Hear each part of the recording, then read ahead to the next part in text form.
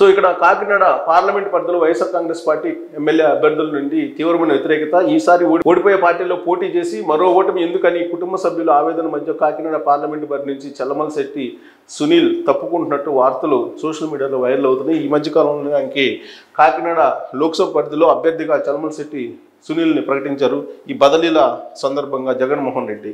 కానీ ఆయన కుటుంబ సభ్యుల ఆవేదన మధ్య బరి నుంచి తప్పుకున్నట్టు ఒక సోషల్ మీడియాలో పోస్ట్ వైరల్ అవుతుంది. వైసీపీకి రాజీనామా చేసిన సునీల్ అంటూ. మరి అదైతే వాస్తవం కాదనుకుంటున్నాను. జగన్ రెడ్డి ద్రోహాన్ని గుర్తించిన దళితులు, సర్వేలో వెల్లడైన భారీ వ్యతిరేకత, చంద్రబాబు చేసిన మేలును తలుచుకుంటున్న దళితులు, 29 దళిత స్థానాల్లో 20 చోట్ల గెలుపు బాటలో తెలుగుదేశం పార్టీ. సో మొత్తం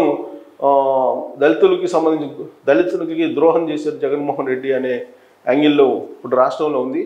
సో సర్వే చేశారు చంద్రబాబు నాయుడు. దాంట్లో మొత్తం ఎస్సీలకు సంబంధించి 29 స్థానాల్లో 20 చోట్ల తెలుగుదేశం పార్టీ గెలిచే అవకాశం ఉందని చెప్పి తేలింది. ఆ సర్వే తేల్చింది. కేవలం 6 చోట్లే వైసీపీకి అనుకూలంగా ఉంది. దళితుల మూడ్ను వెల్లడించిన పైనీర్ సర్వే వెల్లడించినటువంటి అంశాన్ని ఇప్పుడు వైరల్ అవుతుంది సోషల్ మీడియాలో. అందరినీ కొంతకాలం మోసం చేయొచ్చు, కొందరిని కొంతకాలం బురిడి కొట్టించవచ్చు, అందరినీ ఎల్లకాలం మోసగించలేరు అన్నది ఒక ప్రసిద్ధ సామెత. ఇది ముఖ్యమంత్రి జగన్మోహన్ రెడ్డి తీరుకు అర్థం పడుతుంది అనేటువంటి క్యాప్షన్ తోటి ఎస్సీ కాన్స్టిట్యున్సీలు 29 ఉంటే ఏపీలో వాటిలో 20 చోట్ల తెలుగుదేశం పార్టీ గెలిచే అవకాశం ఉందనేది పైనీర్ తెలుస్తుంది. అది వైరల్ అవుతుంది. Siddhartha the legend. సో ఇతను సోషల్ మీడియాలో కొంచెం పాపులర్గా ఉన్నటువంటి లీడర్ ఇతను బైరెడ్డి సిద్ధార్థ. సో బైరెడ్డి సిద్ధార్థ ఏపీలో ఎంతో క్రేజ్ ఉన్న వైసీపీ నేత. కేవలం 24 ఏళ్ల వయసులోనే ఎంతో మాస్ ఫాలోయింగ్ సాధించారు సిద్ధార్థ. సాధారణ రాజకీయ నేతలకు భిన్నంగా సిద్ధార్థకు సీనియర్ హీరోల స్థాయిలో ఫాలోయింగ్ ఉంటుంది. అయితే సిద్ధార్థ రాజకీయ కుటుంబం నుంచి వచ్చినప్పటికీ తన ప్రసంగాలతో యువతను ఎంతో ఆకట్టుకుంటూ ఉంటారు. యూట్యూబ్లో వచ్చిన ఓ వీడియోతో ఆయన ఒక్క రోజులో తెలుగు రాష్ట్రాల్లో స్టార్గా మారిపోయారు. అంతకుముందు సిద్ధార్థ రాయలసీమలో క్రేజ్ ఉండేది. అయితే ఆ వీడియోతో ఆయన ఇమేజ్ అమాంతం పెరిగిపోయింది. కర్నూలు జిల్లా నందికొట్కూరుకు చెందిన సిద్ధార్థకు తెలుగు రాష్ట్రాల్లోని అన్ని జిల్లాల్లో అభిమానులు ఉన్నారు. ఇది వాస్తవం. కానీ సిద్ధార్థ రెడ్డికి ఇప్పుడు జగన్మోహన్ రెడ్డి అయితే ప్రయారిటీ ఇస్తున్నారని అంటే ఆయనేమో శాప్ చైర్మన్గా ఉన్నారు. కానీ ప్రత్యక్ష ఎన్నికల్లో పోటీ చేయాలనేది సిద్ధార్థ రెడ్డి యొక్క ఆలోచన. కానీ జగన్మోహన్ రెడ్డి అయితే అవకాశం ఇవ్వటం లేదు. అందుకే ఆ మధ్యకాలంలో ఈయన మీద కొన్ని గాసిప్స్ కూడా వచ్చాయి. గాసిప్సా లేకపోతే నిజమా అనేది. లోకేష్ తోటి టచ్లోకి వెళ్ళారు అనేది కూడా వచ్చింది. ఆ తర్వాత ఆయన ఖండించారు సిద్ధార్థ రెడ్డి. అందుకే గాసిప్స్ అన్నాను నేను. వాస్తవంగా చాలా పత్రికల్లో కూడా వచ్చింది వాళ్ళిద్దరూ రహస్యంగా కలుసుకున్నారని. తర్వాత సిద్ధార్థ రెడ్డి ఖండించారు కాబట్టి ఆ న్యూస్ని మనం గాసిప్స్గా భావించాలి. పొంగునూరులో రౌడీ షీట్ల అస్త్రం, ప్రతిపక్షాలపై పోలీసుల ఉక్కుపాదం, మంత్రి పెద్దిరెడ్డి ఆదేశాలతో అమలు, ఎన్నికల వేళ క్రియాశీల కార్యకర్తల లక్ష్యం. సో పెద్దిరెడ్డి అన్నా లేదా పొంగునూరు అన్నా ఈ మధ్యకాలంలో గుర్తొచ్చేది ఏంటంటే చంద్రబాబు నాయుడు రాజమండ్రి జనరల్ జైలుకి రిమాండ్కి వెళ్ళినప్పుడు శ్రీకాకుళం సంబంధించినటువంటి ఎస్సీలు కొంతమంది శ్రీకాకుళం నుంచి తిరుమలకు శ్రీవారి దగ్గరకు వాళ్ళు వెళ్ళారు. చంద్రబాబు నాయుడుకు మద్దతుగా అరెస్టును నిరసిస్తూ వాళ్ళు సైకిల్ యాత్రలు చేశారు జెండాలు పట్టుకుని. పొంగునూరులోకి అడుగుపెట్టగానే వాళ్ళ జెండాలను ఊడబీకి వాళ్ళ సైకిల్ని తీసుకొని వాళ్ళ బట్టలను కూడా ఊడదీసి, ప్యాంటు షర్ట్లను ఊడదీసి నగ్నంగా వాళ్ళని తిరిగి పంపించినటువంటి పొంగునూరు పెద్దిరెడ్డి రామచంద్రారెడ్డి. సో ఇప్పుడు రౌడీ షీట్లు ఓపెన్ చేస్తున్నారు అని చెప్పి ప్రతిపక్షాల మీద ఒక న్యూస్ వచ్చింది. కష్టపడి పైకి వచ్చిన వాళ్ళు ఉంటారు, సులువుగా పైకి వచ్చిన వాళ్ళు ఉంటారు. నేను రెండో రకం అని అనుకుంటారేమో.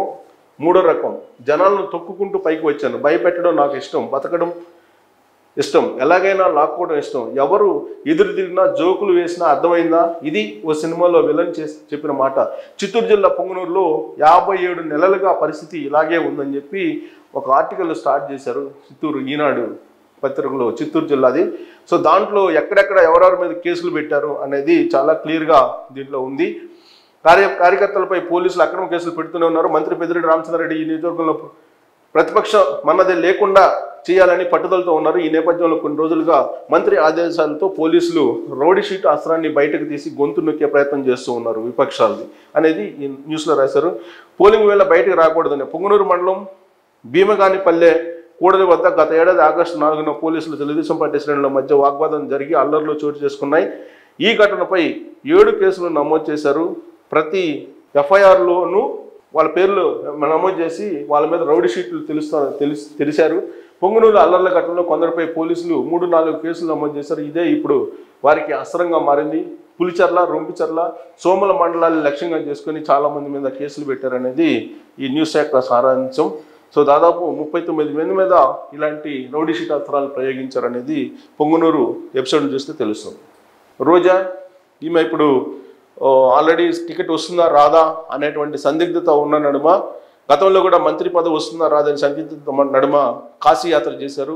ఇప్పుడు నరసింహస్వామి ఆమె మొత్తం నరసింహస్వామి యాత్ర చేస్తున్నారు. నరసింహస్వామి టెంపుల్స్కి వెళ్తూ ఉన్నారు. సో వెళ్తున్నటువంటి క్రమంలో ఇప్పుడు గోదావరి జిల్లాలో ఉన్నటువంటి నరసింహస్వామి ఆలయానికి వెళ్ళారు. సో నరసింహస్వామి ఆలయానికి వెళ్ళి అక్కడ ఆమె స్తంభానికి ఆ విధంగా కట్టుకొని ఉన్నటువంటి ఫోటో ఆమె పోస్ట్ చేశారు. అది వైరల్ అవుతుంది ఫోటో.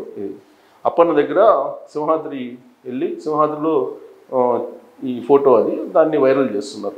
మా ఉద్యోగులకు జీతాలు ఇవ్వాలి, ధర్మం చేయండి అయ్యా. సో ఇప్పుడు ఆర్థిక పరిస్థితి ఆంధ్రప్రదేశ్లో ఏ విధంగా ఉంది, జీతాలు ఇవ్వలేని పరిస్థితిలో ఉన్నారు. కాబట్టి ఒక పేటీఎంని పెట్టి జగన్మోహన్ రెడ్డి ఫోటోను ఇలా మార్ఫింగ్ చేసి పెట్టి వైరల్ చేస్తూ ఉన్నారు. బహుశా జగ్లక్ తుగ్లక్ అంటూ ఒక క్యాప్షన్ తోటి ఫోటో వైరల్ అవుతుంది. ఇది బహుశా తెలుగుదేశం పార్టీ సోషల్ మీడియాలో వస్తున్నటువంటి వైరల్ అవుతున్నటువంటి ఫోటో.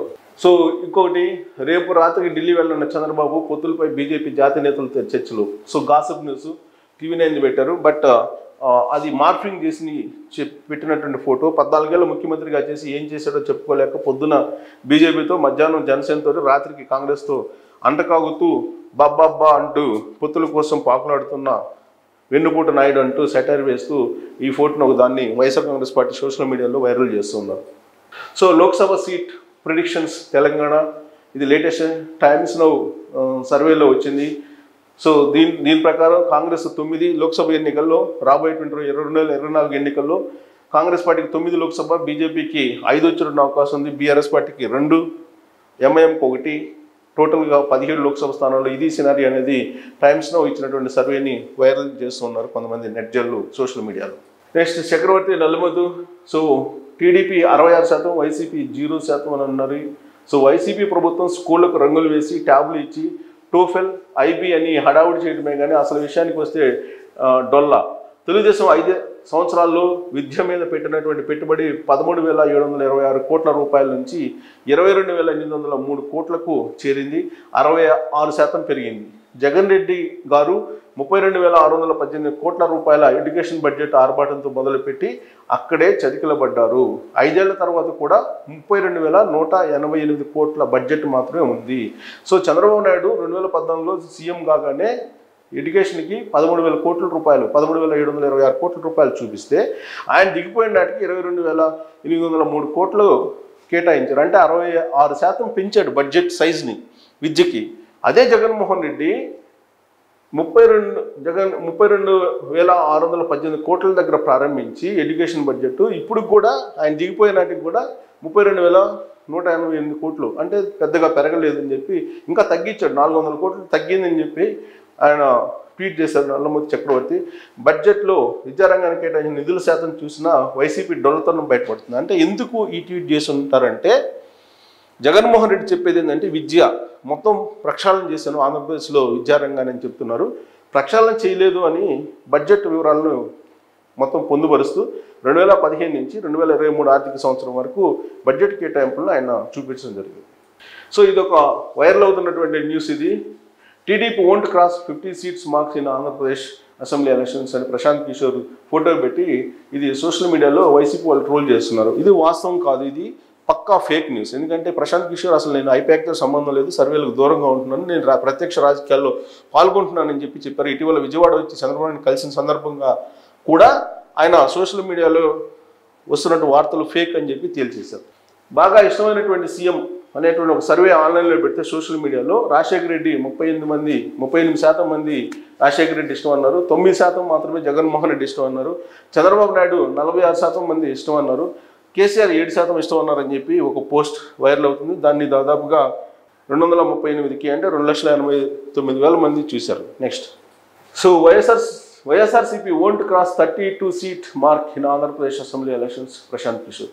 మళ్ళీ దానికి వైఎస్ఆర్ కాంగ్రెస్ పార్టీ పెట్టిన దానికి కౌంటర్గా అన్నట్టు YSR Congress party won't cross 32 seats mark in Andhra Pradesh assembly elections అని చెప్పి ఇది పోటీగా కొంతమంది పెట్టినటువంటి సోషల్ మీడియాలో పోస్ట్.